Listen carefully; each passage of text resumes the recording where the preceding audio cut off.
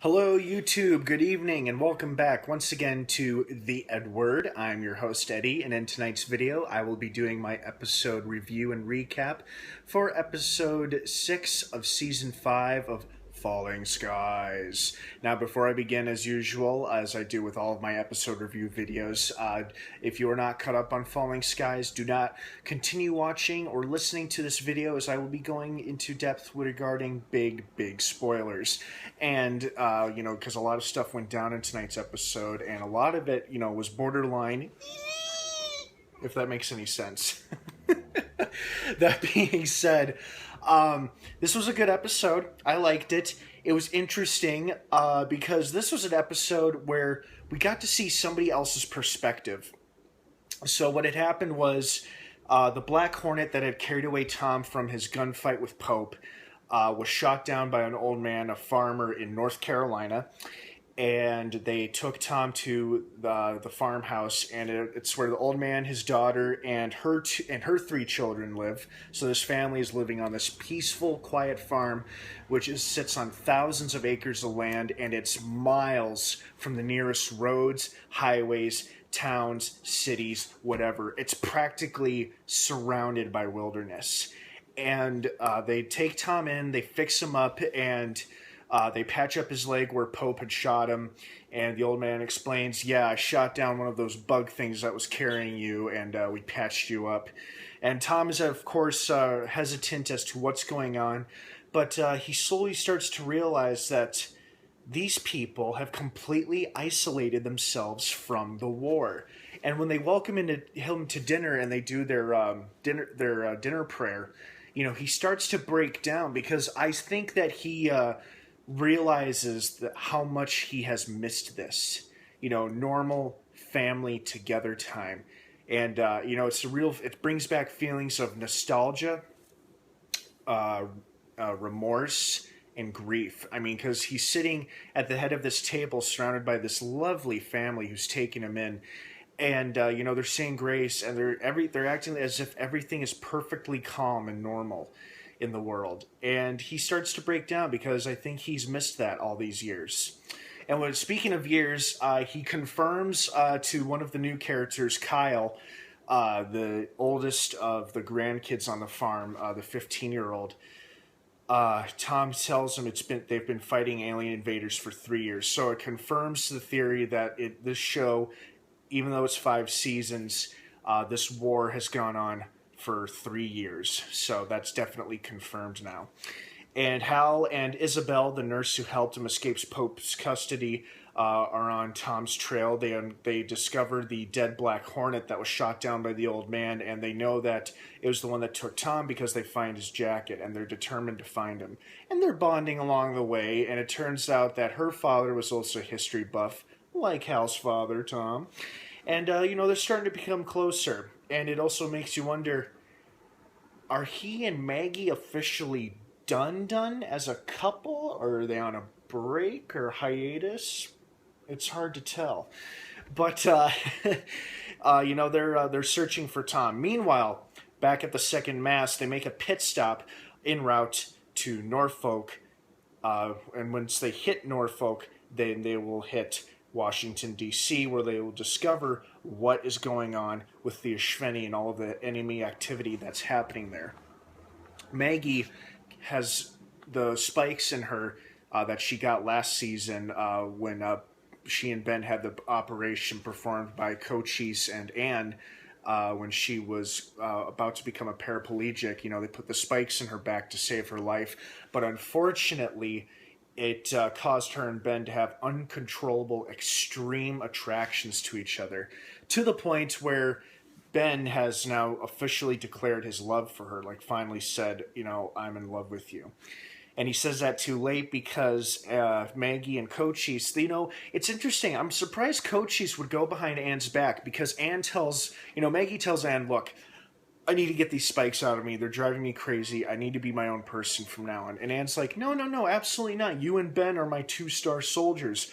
Once we get to DC and start fighting the enemy, we're going to need you two now more than ever. So once this war is over, everything's over, we'll take the spikes out, but that's not good enough for Maggie. And what surprised me about Cochise in this episode was that because I felt like he's much more loyal to Anne than he is to Maggie, but he goes behind Anne's back, even though she's made it clear to both him and to Maggie that this operation to remove Maggie's spikes won't happen till everything is calmed down. You know, his willingness to help Maggie shows how much he's grown to care for these people. You know, he even points out to Maggie before that he begins removing the spikes from her. He says, you know, Anne is the one who taught me the importance of helping my friends. And that's, you know, that's why he's helping her. But I'm just surprised he would go behind Anne's back, since he and Anne seem to have a much more intimate relationship and understanding with each other than, say, he and Maggie. He and Maggie get along fine. It's just I'm surprised he took Maggie's side over Anne's.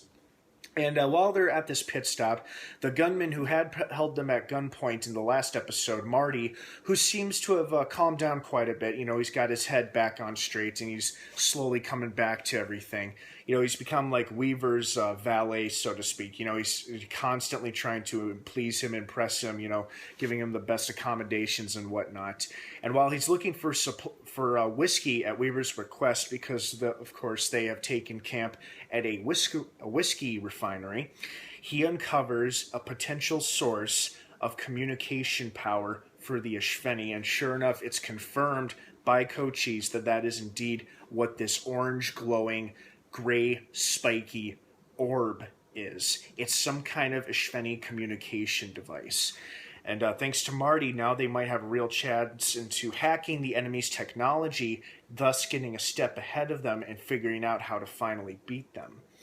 But meanwhile, Cochise returns back to Maggie, and he removes the spikes from her. Well, most of them, two of them, but the top one closest to the top of her head is starting to dig itself deeper and deeper until finally Anne shows up, realizing what's going on. And, I think actually, now I think about it, Cochise had gone back to get her assistance, and Anne removes the final spike from Maggie. And at first I think to myself, oh God, did they kill Maggie off? Because she stopped moving and breathing after the last spike was removed. And I thought to myself, geez, if they're going to kill Maggie, this is how they're going to kill her? But no, if they were going to kill a major character like that, they'd have it be pretty dramatic and pretty in your face, like really hit you hard. So it wouldn't be something that subtle. So fortunately, Maggie survives, the spikes are removed, and she has use of her legs and her limbs again, no longer paralyzed or paraplegic, because that is what the spikes allowed her to do, was to function like a regular human being, except like Ben, she had the ability of super speed, jumping, and of course translating for Ishveni. And sensing skitters through her spikes. But now that the spikes are removed, Anna is, of course, disappointed, but also kind of gets it at the same time. And Maggie makes it very clear to her of how sorry she is that she went behind her back. But while, anyway, all of that happens, Tom is on this farm, and as it turns out, when he's talking to the old man explains to him that they sit on 1,000 acres of wilderness that he and his late wife had purchased, and then when their son-in-law died in Iraq, I believe, that's when his daughter and her children moved out there to live with them. And as soon as the invasion happened, the old man and his daughter thought it best to keep the kids completely oblivious to it. So the two children running around, this younger boy and the young girl, who are just playing around acting like normal kids, are completely unaware, oblivious to the fact that the world has been invaded and is under siege and is currently at all-out raging war, and has been for the past 3 years. And of course, this completely bewilders and perplexes Tom. I mean, we saw his reaction at the dinner table. You know, he was so overwhelmed by this feeling of normality. It hit him really, really hard. And, he's just amazed that this man and his daughter have kept the children in the dark, for lack of a better word, not telling them that they're at war or the world's been practically destroyed. Well, not destroyed, but, the life as they know it obliterated, and a new way of life has taken place. But Tom respects and their wishes, and he chooses not to reveal anything to the children, of course, because the old man and the woman plead with him not to say a word about the war that's happening out there. And but of course, the oldest boy, Kyle, whom I referred to earlier, he begins to suspect that there is something happening out there. You can see him becoming unnerved and antsy, in his rebellious streak, for being a typical teenage boy. But in this case, he's really starting to suspect that his mom and his grandpa are not telling him everything. And when Tom finds him drinking some beers alone in his room, which is presumably in the attic or in the upper level of the barn on the property close to the house, Tom still doesn't reveal anything to him, and actually thanks him for the beer. And they have a little talk and whatnot. And Kyle tries to get answers out of him as to what's happening, but Tom keeps hinting, you should talk to your mother, ask your mother. And, it's interesting. Like I said earlier, this episode, I think, was all about perspective. Tom gets to see what life is like without the war. What if he and his family or anybody else in the Second Mass had chosen never to get involved? They completely isolated themselves from being involved in war or any hostile activities at all, and just completely closed themselves off to the world and became just completely isolated. What if they just carried out their lives in mundane existence? But Tom's too restless for that, and even though he is intrigued by this family's position of isolationism, I believe the word is, and I'm surprised he didn't make a reference to that, because that was a term and a practice used, like especially in World War I, when countries would proclaim they were isolationists. In fact, America tried to claim that on a couple of occasions, at least during World War I and a few wars before that. I'm surprised he made no historical comparisons in this episode, but anyway, so eventually, not surprisingly, Hal and Isabel, whom are pretty close at this point because the last thing we see them do is make out with each other at their campsite, have arrived. And at first, at an initial standoff between Hal and the old man, Tom hears all the commotion outside, and he's happy, super happy to be reunited with his son, and the family's impressed that, Hal was able to find his dad through everything.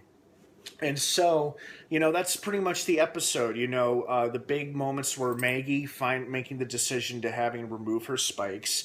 But what kind of side effect is this going to have on her and the rest of the Second Mass regarding their future engagements with hostile forces remains to be seen, because she very well could have really used those spikes, most likely in a number of situations that they're going to find themselves in before this war, this series is long over. And another interesting note, when Weaver goes to reach out to touch the Ashveni communication device that Marty uncovers, he, Cochise, Dingan, and Marty are all staring at the thing. Weaver goes to reach it and briefly touches it, and he gets like a sudden blast, like a vision almost, and we see a big mushroom cloud explosion, like a nuclear bomb. But after the mushroom cloud disperses, we see an entire wave, a row of Ashveni soldiers. We see one overlord, but then we see like hundreds of Ashveni soldiers. And I think Weaver got a glimpse at the enemy's new plan, is that the Ashveni are now finally going to use their soldiers, not skitters, not mechs, not megamechs, not Black Hornets, but they're going to use they're going to be using their own Ashveni soldiers in the final offensive against the Second Mass. I think that's what's coming. I think that's what we're in store here for, is that we're going to see the Ashveni finally use their use their fist of fury, so to speak, to really hit the Second Mass and the rest of humanity hard. I think they're going to deploy their soldiers all over the world in an effort to destroy the human race once and for all. And I think that's what Weaver caught a glimpse of. And I'm surprised he didn't make any mention of that to Tom, because of course Tom, Hal, and Isabel make it back, and at first the woman reluctantly, agrees to let Kyle go with Tom to return to the second mast, because earlier Kyle had actually ran away and went off into the woods, but Tom was able to quickly track him. And when he finds Kyle looking at a deactivated megamech, he explains to him, it's a megamech, it's a robot used by the Ishveni. They're our enemy in this war. We have been fighting alien invaders for the past 3 years. Most of the world's population is gone. And you see how it really hits Kyle hard. Like, it's like he doesn't even fully embrace it, or he doesn't even understand or accept Tom's, what Tom has just explained to him. But he's like, it hits him hard, but he also kind of believes it because there's a deactivated dead robot, like positioned right next to him too. So of course he wants to be a fighter because he wants to be like his dad, who was a paratrooper. And the reason his mom has been so reluctant to keep him and his siblings out of this war is because, understandably, she doesn't want to lose her son the way she lost her husband. But at the same time, as Tom pointed out to her, you can't protect and shield your family forever, because one of these days your luck is going to run out. Aliens will show up, destroy your place, kill you, kill your father, enslave your children, or it'll be people. It'll be human raiders, invaders. So eventually their luck will run out. They've managed to keep safe for this long, but Tom's right. If they continue to stay there on the farm, their luck's going to run out. But he actually changes his mind right before he, Hal, and Isabel leave in a car provided by the family.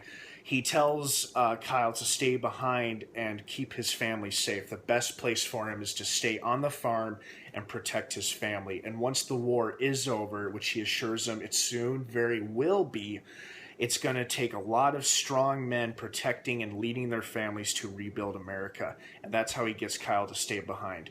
And then, of course, Tom, Isabel, and Hal make it back to the second mass. Hal and Maggie are reunited. And, you can see there's an awkward introduction between her and Isabel. Like, oh, nice to meet you. I'm Isabel. I've heard all about you. Oh, nice to meet you. So obviously there's going to be some explaining there to do for Hal, although I'm still unclear and uncertain if he and Maggie are even still technically together or on a break, because in the last episode it seemed to me she made it pretty clear she needed her space, a lot of space, from both him and Ben. And right before the episode ends, where the last thing we see of her is being reuniting with Hal, and he realizes that her spikes are gone. Earlier, Ben tells him how brokenhearted he is, that he literally gave a piece of himself, his spikes, to save her life last season, and she just threw it away like it was nothing. And it hurt him. You can see how hurt he is. I'm like, wow, it really did a number on him badly. And I just felt bad for poor Ben. And of course, the poor son of a bitch is like, but I'm in love with you. And now that love connection, that literal connection between them, is gone because Maggie had her spikes removed. And she does that whole thing that women do and guys hate. We're like, I like you too, but we should just stay friends. That's kind of the attitude and the body language she gives off to him right after he tells her, pours his heart and soul out to her that I'm in love with you. And you can see how the poor guy is really, really hurt by it. So I felt bad for poor Ben. I really did. But now I'm intrigued, because with the reveal of this new communication device that the Ishveni are using with each other, will the second mass be able to hack into it and obtain its secrets with Cochise and the Volm's help, or will it backfire on them? And will Weaver's vision, come to light, where they're hit hard by a wave of Ishveni soldiers? Who knows? Hard to tell. Well, guys, thank you for tuning in and watching another episode here on The Edward. I hope you enjoyed this episode of Falling Skies as much as I did. You can catch it every Sunday night on TNT.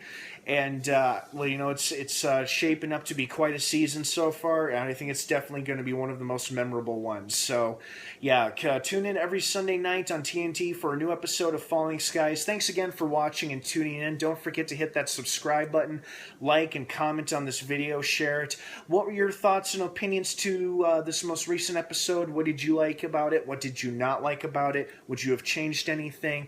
Who's your favorite character so far, etc., etc.? Let's be respectful and civil of one another's opinions and beliefs, of course. And until next time, May the Force be with you.